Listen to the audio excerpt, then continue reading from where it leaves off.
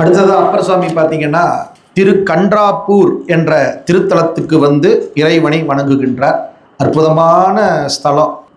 விடிவதுமே வெண்ணீற்றை மெய்யில் பூசி வெளுத்தமைந்த கீழொடு கோவணமும் தற்று செடி உடைய வல்வினை நோய் தீர்ப்பா என்றும் செல்கதிக்கு வழிகாட்டும் சிவனே என்றும் துடியணைய இடைமடவாள் பங்கா என்றும் சுடலைதனில் நடமாடும் ஜோதி என்றும் கடிமலர் தூய் தொழும் அடியார் நெஞ்சினுள்ளே கன்றாப்பூர் நடுதறியை காணலாமே. சிவபெருமான எங்க பார்க்கலாம் அப்படின்னா கன்றாப்பூர் நடுதறியை அடியார் நெஞ்சினுள்ளே காணலாமேங்கிறார் அப்பர் சுவாமிகள்.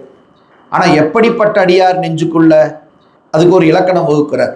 யார் ஒருவர் எழுந்ததுமே விடிவதுமே வெண்ணீற்றை மெய்யில் பூசி, அதிகாலையில் எழுந்த உடனே திருநீற்றை பூசி மகிழக்கூடிய அடியார்கள் யாரோ அவர்கள் உள்ளத்துக்குள்ளே இறைவன் இருப்பார். அது மட்டுமல்ல, என்ன பண்ணணும், காலையில் எழுந்த உடனே நம்ம வீட்டில் ஒரு சிவபூஜை செய்வதாக இருந்தால் சிவபூஜை செஞ்சு முடிச்சுட்டு நேராக கோயிலுக்கு போய் வழிபாடு செய்யணும்.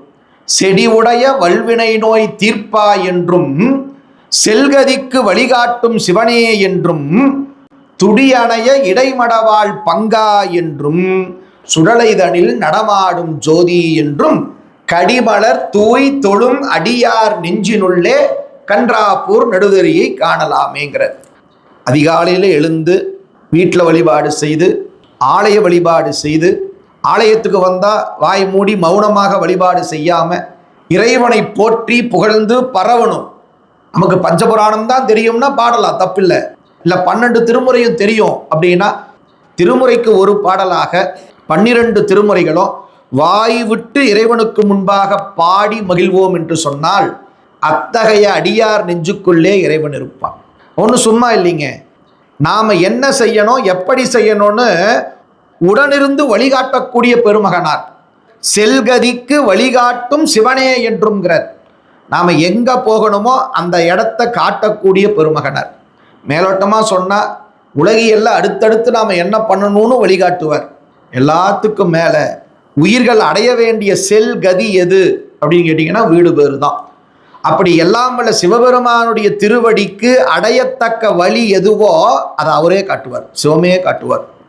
அப்படி தன் திருவடியை தானே தந்து ஆட்கொள்ளக்கூடிய பெருமகனார் எழுந்தருள் இருக்கின்ற தலம் இந்த கன்றாப்பூர்.